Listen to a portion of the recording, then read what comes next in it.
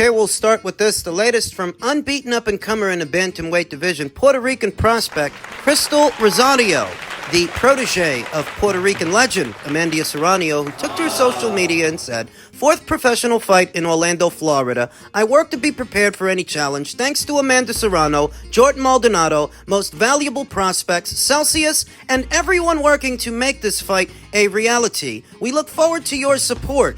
As always, she's going to be taking on Russia's own Veronica Dmitriyeva in a bantamweight contest scheduled for 6 rounds. Bantamweight, that's where Denmark's own Dina Thorsland reigns as that division's unified WBC and WBO champion, where Shernika Johnson currently reigns as that division's WBA champion, and where Japan's own Miyo Yoshida reigns as that division's IBF champion. That's where young Crystal Rosado campaigns. That's where her upcoming fight, her 4th professional fight, will take place. 21 years old, from the beautiful island of Puerto Rico. I love Puerto Rican women. You always hear me say that the talent pool is a lot deeper the lower you go in the women's divisions. Bantamweight is a perfect example of that because you have 3 very formidable champions holding all the alphabet titles between them, but you have a host of unbeaten up-and-comers and contenders. Them as well. Crystal Rosado is just one among them, 21 years old with her entire career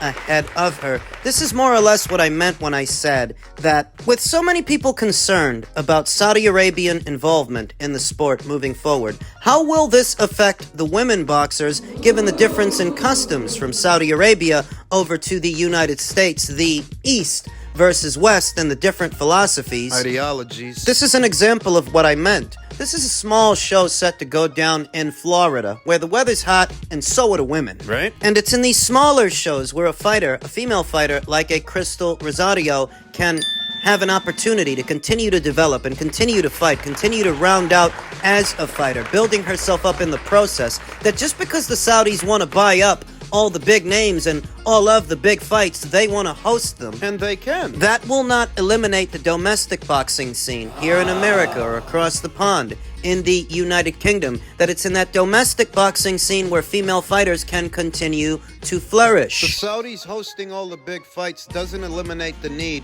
for the domestic boxing scene and the effect that it has on a fighter's marquee value over time, to develop that grassroots following that turns you into a marquee attraction, whether you're a man or a woman. This is where it starts. In the sport of boxing, there will always be a need for the domestic boxing scene and the process that a fighter must undergo in order to become a marquee fighter. Young Crystal Rosado could be such a fighter, debuting as a professional in August of last year. She fought 2 times last year, and she's already fought once this one back in March. This will be her 2nd fight of this year, and if she takes care of business, there's plenty of time left for a 3rd. In the first couple of years of a fighter's career, that's when they fight the most. That's when they need to, because they need to have those developmental fights to get those rounds in the bank, gain that experience and comfortability under the hot lights. Anyone familiar with the sport of boxing in this region of the world, the East Coast, where there is a large concentration of Puerto Rican fight fans, knows how fiercely loyal the Puerto Rican fight fans can be. They are to the East Coast what the Mexican fight fans are to the West. Take this weekend's fight happening on the beautiful island of Puerto Rico as an example. They sold 10,000 tickets for Subriel Matias's homecoming fight with Liam Pardo, and that's not a high-profile opponent for Subriel Matias. This is not a high-profile fight. But it is an example of how fiercely loyal the Puerto Rican fight fans can be with one of their own. Thus, there is untapped potential in young Crystal Rosado. You get her out there, she has a couple of fights, beats up a couple of girls in front of the right audience, she can become a draw too. She can become a top seller because the Puerto Ricans support their own. Puerto Rico! Set to go down next month, late July, in Florida. We'll give her opponent a closer look and talk more about the fight as the fight date approaches. In men's super bantamweight news, according to Chava ESPN, the WBA has officially ordered the fight between Naoya Inoue and former unified super bantamweight champion Mutajan Akhmadaliev to go into negotiations, and they have until July 14th to reach a deal. The fight between them can happen no later than September 25th, right around the same time that they're supposed to be doing that big Wembley show for what could be Joshua versus Dubois, where Inoue could be making an appearance. He could be on the undercard. This makes their decision, the one they have to make, very easy. There were rumors that it might be Sam Goodman, then Sam Goodman turned into TJ Doheny, but now, per the WBA's order, it looks like Inoue is going to have to take care of former champion Mutajan Akhmadaliev, who sports a professional record of 12 wins with 1 loss, no draws, 9 knockouts, having never been knocked out in 13 professional bouts, last in action in December of last year opposite the ring Kevin Gonzalez, who he stopped in 8 rounds. Before that, he fought Marlon Tapales in April, and that's the fight where he lost his belts, lost the split decision. I really didn't think it was going to be MJ Akhmadaliev next, but if it is, I'm okay with that. I think he can give Inoue a better fight, a much better fight than Sam Goodman, than TJ Doheny. He comes from a great amateur background, and he used to be a champion himself. He's a southpaw, Yeah. decent-sized puncher. He can punch, perhaps not on the level of an Inoue, but he's got a respectable punch. He can punch, he can move, he's coordinated, well-schooled. Like I said, he's a more interesting opponent choice for Naoya Inoue than either TJ Doheny or Sam Goodman. Choice, not really much of a choice. He's being ordered to fight him. If he wants to keep his WBA title, he has to fight this guy. It's fitting, because if Anthony Joshua versus Daniel Dubois is the main event, that puts them at the helm of promotions. MJ Akhmadaliev, he just so happens to be a matchroom fighter. Thus, Inoue appearing on that show to face what is a matchroom fighter, it makes a lot of sense. Questions that need answers. Because the US TV rights to Inoue's fights in America are broadcasted on ESPN+, is that going to be a problem? Remember who's in the main event, or who's supposed to be. Anthony Joshua. If Anthony Joshua's in the main event, chances are DAZN is going to have the broadcast rights to the show in the United States. But if they have the broadcast rights to that card in the United States, does that cut ESPN Plus out of the picture? It's really neither here nor there. They can sort that out amongst themselves, but it is something to think about. So let's say that Naoya Inoue, who's a megastar in his own neck of the woods, he fights on this show in the UK on UK soil. That will be the 5th time that he's fought abroad. He's already fought 3 times right here in America and once in the United Kingdom. If he fights there again, that makes 5. 5 times he's fought abroad. And it just reminds me of when Shakur Stevenson was offered a Josh Warrington fight, and he turned it down. That was supposed to be in the UK. I remember that Gary Russell, back when he was still WBC featherweight champion, he said Eddie Hearn offered him that fight as well for like $1 million or something like that. He turned it down too, likely because he didn't want to travel, or he didn't think $1 million was enough money for him to travel. What does that have to do with this? That for all of the belly aching that you've been hearing about how Inoue needs to leave Japan and he needs to travel, he needs to fight here in America, you know that Inoue does more traveling than these American fighters. They never want to go anywhere. He's already a more well-traveled fighter than they are. He's fought abroad about 4 times. If he does it again, that makes 5. When he really doesn't have to, because he is a megastar in his own neck of the woods. That if anybody had the precedence to stay at home and just fight at home, it's him, more than them. He's a bigger star in his own country than any of you guys are over here. And it's just funny to me that he's the one the Americans complain about. What I wanted to tell you guys too, I mean, this guy, he's making the most money out of everybody. He's charging you guys so much for the pay-per-views. It's like he's spitting in your guys' face, saying that he doesn't give a what you guys want. He's not going to give you the best fights. You mean like Gervonta Davis, the guy who's headlining the show that you're fighting on this weekend? Is he fighting the best opponents? Is that what he's been doing? He's going to fight the fights that he wants. In my opinion, that's a little bit disrespectful to the fans, but he has cult-like fans that, you know, they don't tell him and they're happy with whatever he does. So are yours. Is it my imagination, or were you campaigning at this weight long before Canelo Alvarez ever got there? You didn't unify anything. Why didn't you become an undisputed champion? Then you'd be the one in the driver's seat. Your fans, like Canelo, seem happy with what you've done so far. When you've done less than him. But at the end of the day, if you hold all the titles, you got to fight the best in the division. I'm number 1 in the division, number 1 contender. The second one is David Morrell. He's not fighting me, nor he's not fighting David Morrell. Well, didn't you hear? David Morrell's moving up in weight like you're moving up in weight. His next fight is at 175 pounds. What's funny is I don't see him spending all this time worrying about 168 anymore. now that he's moving up to 175. No, who he's talking about is you. And who you're talking about is Canelo.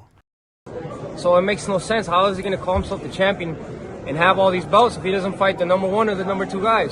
He's asking $200 million. Why, when they bring my name up with him, that's the most money he's going to make. When he fought Amir Khan, he outweighed him by like 25 pounds. But, you know, I think it's just he's running out of excuses and running out of things to say, but that's just how it is. I guess that's when you're the cash cow, you can do whatever you want. So even though David Benavidez is debuting as a light heavyweight this weekend, you don't hear much focus on him fighting for Undisputed afterwards, fighting for Undisputed at that weight, even though it's been offered to him for very good money. This was the point that I made the other day, that in spite of this weekend being David's light heavyweight debut, I don't think he's committed to fighting the winner of Beterbiev versus Bivol. Not if all he keeps talking about is Canelo. Now this is the part where you'll say that, well, the media are the ones asking him about it. Okay, but you don't have to keep entertaining it. You don't have to keep beating that same dead horse, beating that drum. You choose to do it because underneath it all, you would rather fight Canelo than the winner of Beterbiev versus Bivol, which is what I've maintained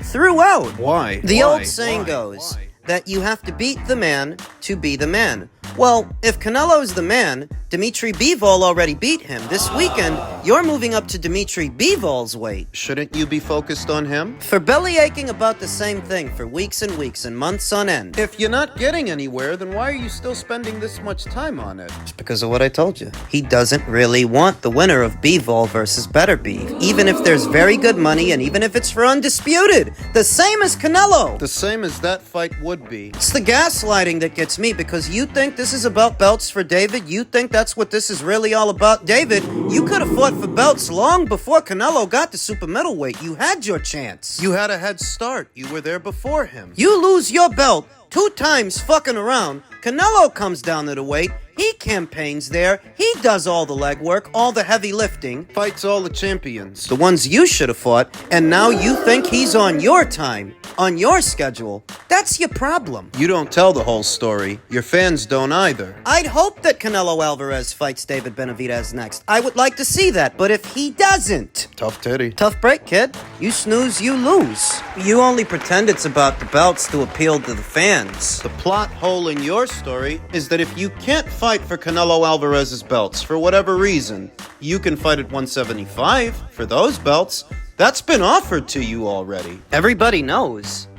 Now, the story, according to David Benavidez's promoter, is that a light Benavidez will make 168 or 175 decision right after this weekend's fight. Where's he going to campaign? Where's he going to stay? Super middle or light heavy? My question is, if you don't think the Canelo fight is going to happen, why don't you just stay at 175? Commit to the winner of Beterbiev versus Bivol. Samson Lukowicz told Boxing Scene on Wednesday that Benavidez has not overly inflated for the heavier fight and is actually on weight 48 hours before Friday's weigh-in. We'll see about that. Right. The WBC stipulates 30-day, 15-day, 7-day, and 3-day weigh-ins. He's been very close to what he'd be for a fight at 168, Lukowicz said. It's the same amount of weight. It's not an issue. It shows he can do 168 easy. Then why didn't he? You could have stayed right there at 168 if it was easy and fought David Morrell. Remember him? Lukowicz said he expects Gvozdyk to weigh as much as 20 pounds more than Benavidez on fight night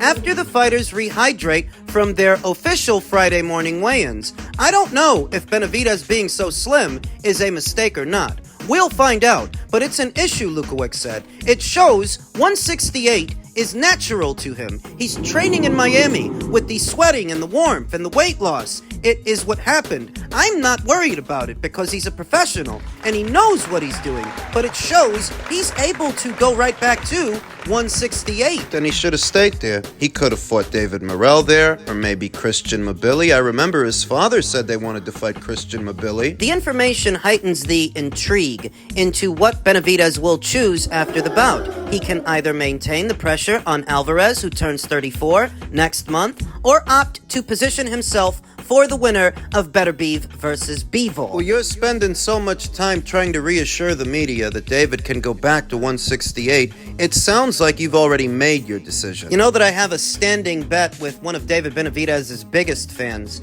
your lender for life, Jerry Soriano. Do you remember what the bet was? Because I do. Lukowicz maintains he doesn't believe Alvarez will fight David Benavidez, contending the proud champion now favors financial rewards over the legacy of taking on the most qualified challenger. Canelo doesn't give a shit about his legacy. He wants money, Lukowicz said. David is a true 168-pounder. Bullshit. Not walking around at 200 pounds at 200 plus in between fights. No, sir. He's not a true 168-pounder walking around at that fucking weight. We have to ask. What do you walk around when you're not I in walk camp? around like 200. 200. Tamale season? Tamale season, burger season, lobster, it's everything season. Canelo Alvarez has 3 mandatory challengers awaiting, including the first in line, IBF contender William Skull, and an IBF purse bid meeting for Alvarez versus Skull was postponed this past Wednesday until June 18th. Now, how David Benavidez performs this weekend at light heavyweight, that will be considered, as will the importance of the mandatory position he has earned. Canelo has said David will gain 25 extra pounds when he fights David, but that's not happening, Lukowicz said. Canelo saying lesser-known WBA mandatory challenger Edgar Berlanga is more deserving. That is stupidity. When did Canelo say that? Because I pay attention. I keep up with the news. I keep up with the stories. And I've yet to see Canelo Alvarez say that Edgar Berlanga is more deserving than someone else. When did he say that? To who did he say it to? He's a good businessman. You have the promoter, the businessman, Saul Alvarez, and the fighter, Canelo Alvarez. Saul Alvarez says, don't fight Benavidez. It's a tough fight. You can lose. We can make the same amount of money with 2 other fights. And you're telling me that's not what you've been doing? Your fighter has been campaigning as a super middleweight through 2 separate cycles of champions, not even including Canelo Alvarez. That would be a 3rd. You never unified shit. You didn't care about belts. You didn't care about unifications. No, you don't start caring about them until Canelo comes along, does all the legwork, all the heavy lifting, fights all the champions, regardless of who promotes them, and now you want to fight for the belts. Well, you just said you don't think the fight is going to happen, so move on. Canelo's a businessman. Canelo's scared. He's not scared. Whatever you said. You said you don't think Canelo's going to fight him, so move the fuck on then. Bye.